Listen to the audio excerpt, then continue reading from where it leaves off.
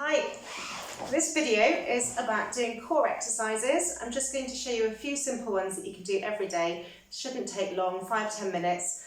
They're probably safe enough to do when you're pregnant. Just be aware that if you're lying on your back for more than a couple of minutes and you're feeling breathless, then you shouldn't be lying on your back. And maybe just do a couple of exercises, have a break and come back to another couple later.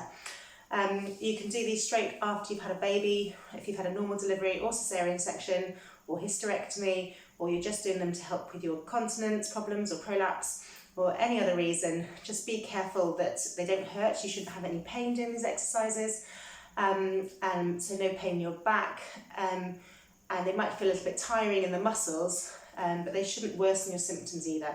So if that's happening, then please don't do them. So we're going to start with the transverse abdominal exercise. So lie on your back and have your knees bent up. You can rest your knees against each other so they're relaxed. Now the transverse abdominal muscles are these ones just inside from your hip bones. Just feel inside and you'll be onto them. So if you just have a laugh or a cough, you'll feel that muscle bulges just under your fingers. That's the one we want to try and engage.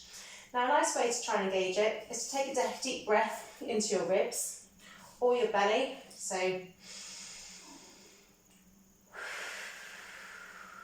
breathe in through your nose, out through your mouth. So breathe into your ribs. As you breathe out through your mouth, just having your fingers just inside from your hip bones. So you go onto that muscle, just feel that muscle, and as you breathe out, feel it just tightening under your fingers to engage. So breathe in through your nose. Letting this muscle go as you breathe in, so you've got to be nice and relaxed. You can breathe into your belly, and then as you breathe out, feeling that muscle engage. Okay, so just do a couple of breaths. Relaxing here, relaxing your ribs, and then feeling that muscle engage. So just again, and if you can feel it tightening, you can just try now, keeping it tight, and you should be able to keep it tight like I'm keeping it tight now, while I'm chatting and breathing. So this muscle in your upper belly should be able to be nice and relaxed, while your lower abdominal is just, you can feel a little bit of tension in there. It's almost like you're just trying to suck your hip into its socket, okay? Maybe, so just feel that engagement. You might need to just take your lower back just into the bed a little bit so that you can feel a little bit of engagement. It's not a tensing. We're not tensing the muscle which then pushes out. We're just gently feeling a flicker under your fingers and then maintaining that. So feel that muscle engage. Breathing into your ribs and out, and it stays engaged, and breathing in, keeping it engaged, and then keep it engaged. You breathe out, keep it engaged. You should be able to breathe into your tummy and still engaged as you breathe out, and relax. Okay, so have a go at doing that. You might want to pause this video and do that for a few times until you really feel like you've got the hang of it. So it's actually a really nice exercise just to breathe into the ribs, into your belly, and then nice long breath out, feeling that muscle engage. Big breath in, and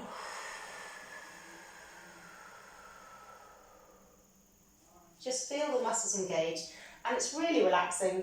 Just even doing this 5-10 minutes a day is going to help you with anxiety, with relaxing your connective tissue, and just engaging the right core muscles, and your pelvic floor will follow. So I forgot to say, before you're doing this video, it's worth watching my pelvic floor exercises video just to make sure you're doing your pelvic floor properly, and then you can engage your pelvic floor at the same time as you're doing all these exercises. So as you feel your lower abdominals engaging, pull your pelvic floor in as well, and you'll feel them both working together. So the next exercise we're going to do is the pelvic tilt. So knees shoulder width apart, feet flat on the floor, knees bent, and all you're going to do, you've already got your back flat in neutral position from that last exercise, is you're just going to squash your lower back into the bed and then hold it for a few seconds and relax. You can't see much movement on here, but my hands are under my back, I'm squashing my hands, almost lifting my tailbone off the floor, and then I'm relaxing. But again, you've got to breathe. So what we're going to do is breathe in with no contraction, and as we breathe out, tilt your pelvis backwards, flattening it into the bed, lifting your tailbone off the floor. Breathe in, keeping the same position, and relax. Okay, so we're breathing in, tilt your pelvis back. First 3 seconds, breathe in, and then relax it. Over 3 seconds, breathe in, tilt it back. Over 3 seconds, breathe in, and relax. So again, you can pause this if you like. You need to be doing about 10 times, so you're tilting it back as you breathe out, and then you're relaxing it as you breathe out. If you use the out breaths as your movement, time to move, it stops you holding your breath. Okay, so the next exercise, pop your feet together so that your feet are touching, your knees are still bent, and you're going to tilt your pelvis backwards, so you're flattening your back, lifting your tailbone only slightly off the floor. You don't want to be extremely tilted, you're just finding a nice pelvic tilt a little bit backwards. And you're just going to let your knees roll out to the side, keeping that pelvis tilted backwards, just as far as comfortable, and then slowly bring back to the middle. By keeping your pelvis tilted the whole time, you'll feel your lower tummy muscles kicking in as you come back to the middle. So again, take it out the other side. And then as you come back slowly to the middle, you'll feel your lower tummy muscles again, just inside your hip bones working. It's quite a nice one to feel those muscles engaging. You can go as far as you like, but it's really about getting your muscles working gently. If you have had a cesarean section, just like in the last day or two, don't go too far. You only have to go a little way either side. It's just to get some movement across the scar to stop scar tissue forming. And then you can gradually build it up. The same goes to a hysterectomy. So you're just gradually moving, gently moving, side to side. And if you want to, it's all slow movements. Try with breathing, breathe in, and then maybe move out. On your out breath, breathe in, and come back up.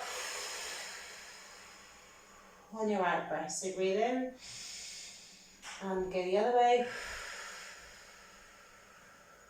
Then breathe in, and back up. This shouldn't be hurting your back. So if you've got a lot of back pain, pelvic girdle pain, don't go too far. If you can only go a little way, 10, 20 degrees or so, that's fine. Just work within what you can do, and you can gradually go further. All right.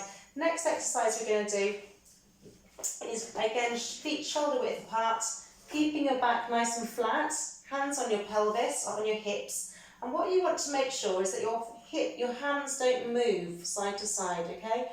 Because we're going to lift a knee up slowly until it's at 90 degrees, and we're going to take it back down to the ground really slowly, the same speed that I'm doing it, without your back arching. So you don't want your back to lift, okay? So you're keeping your back glued to the floor, and you're keeping your hip bones dead still. So if your hands are on your hip bones, as you lift that knee, don't let your opposite knee hip lift. So just practice bringing it up, and then keep that hip bone nice and still as you take it down. Don't let it lift at the opposite hip, don't let your back arch. Okay? Try and do it with your breathing, so you're not holding your breath. So you breathe in. As you breathe out, lift your knee up. Breathe in while it's still, and take it down. Breathe in, other leg. Breathe in while it's still, and take it down in your out breath. Without letting your back arch, without opposite hips moving. Again, breathe in. As you breathe out, move your knee up. Breathe in, and move the leg down. Breathe in, breathe out, move your leg up. Breathe in, And breathe out and move the leg down. You don't want your tummy pushing out, okay? You're not bulging your tummy muscles. You're not tensing your tummy muscles. You're feeling that lower tummy contraction as you tilt your pelvis back gently. And we don't want to feel any strain in your neck. So your neck feels nice and long, and your shoulders are nice and relaxed. Okay, next exercise that we're going to do is called the abdominal curl. So it's about bringing your head up, but you're not going to come very far. Now have a look at my tummy muscles. As you bring your head up, the important thing about this exercise is that your pelvic floor has got to lead. You've got to squeeze your pelvic floor in before you do anything. Then you've got to tilt your pelvis back slightly, so you're doing the pelvic tilt. That will engage your lower tummy muscles. Then you maintain those lower tummy muscles as you lift your head up. So your tummy should be staying nice and flat. If you have rolled up and your tummy is pushed outwards as you come up, you've lost control. So you don't want to be doing that, okay? So you're going to roll up on your out breath to make sure you're not holding your breath. You're going to check your tummy muscles are staying nice and flat. So your pelvic floor is in, pelvis tilted backwards and roll up, keeping a nice flat tummy. You don't need to come very far, just far enough to see your tummy really. Hold it for a few seconds as you breathe in and then breathe out and roll down. So you can relax everything. So as you breathe in, engage your pelvic floor, tilt your pelvis back and zip up as you breathe out. Then you're going to breathe in this position and zip down as you breathe out and relax. If you've got a prolapse and you find that you're just bearing down when you do this, don't do this exercise. You don't need to. It's really good for if you've had a cesarean, getting those muscles working again. It's good if you've had a diastasis as well and your muscles are split. But you've got to be able to control it and not let those muscles part or bulge, okay? So always remember, pelvic floor in, tilt your pelvis and come up as you breathe out. And you don't need to come too far. If you come too far, you tend to, look at my tummy, you lose control and it bulges and shakes. So just come back down again and don't go as far. So you're just working within what you can do. I like to have my hands behind my head just because my neck muscles ache a bit too much. You can have your hands out in front, so pelvic floor in, breath in, and curl up. And just so long as your head feels relaxed in that position. If not, just popping your hands behind the lower part of your neck and supporting a little bit of your head at the same time. Alright, so that one, again, if you want to pause the video and do that a few times, up to 10 times of each exercise.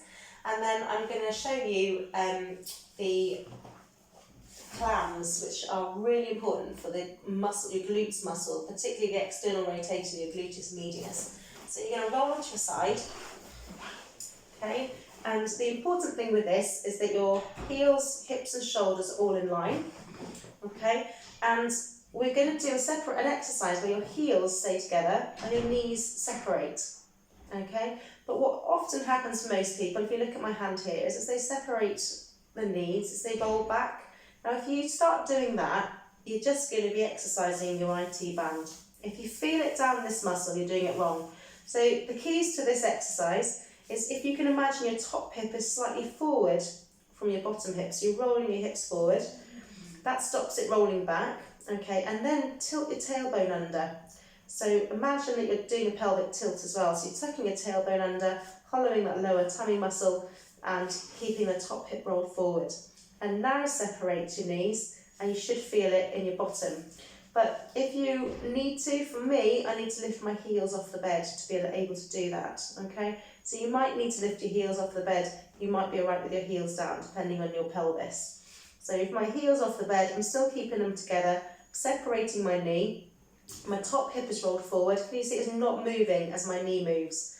My pelvis is staying completely still and I'm letting my knee come up and slowly down. As you lower, it's got to be slow to control.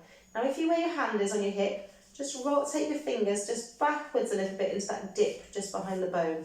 There should be a flat bit of your bum. That's where your gluteus medius is going to activate. As you separate your knee, you should feel it bulging under your fingers. That shows you've got the right muscle. If you feel it bulges just at the end of the exercise, or it starts bulging and then lets go, you might need to bring your knees a bit further forward, or you might need to take your knees further back And some people need to have a wall behind them like this and push against the wall, and then they can activate it. Okay, so the important thing is not letting your hips roll back as you go, keeping the tailbone under and feeling it in that muscle and not in the IT band. Again, you can do some breathing exercises. So breathing in, and as you breathe out, lifting it, breathing in, as you breathe out, slowly lowering it. A lot of times it goes wrong when you lifted it up and then you just drop it really quick and you've lost that control. So tailbone under, top hip rolled forward, separate the knee, and then breathe in, and I'm lowering the knee as I'm breathing out. Breathing in, separate,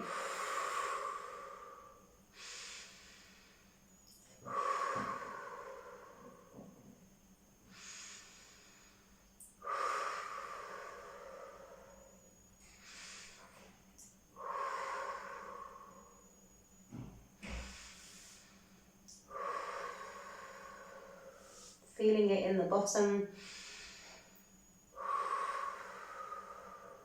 And after a while, you'll start to feel an ache in your buttock, almost like lactic acid. It just feels achy. Just give your bottom a tap with just form a fist with your hand, tap your bottom muscle where it aches, and that should disperse the ache.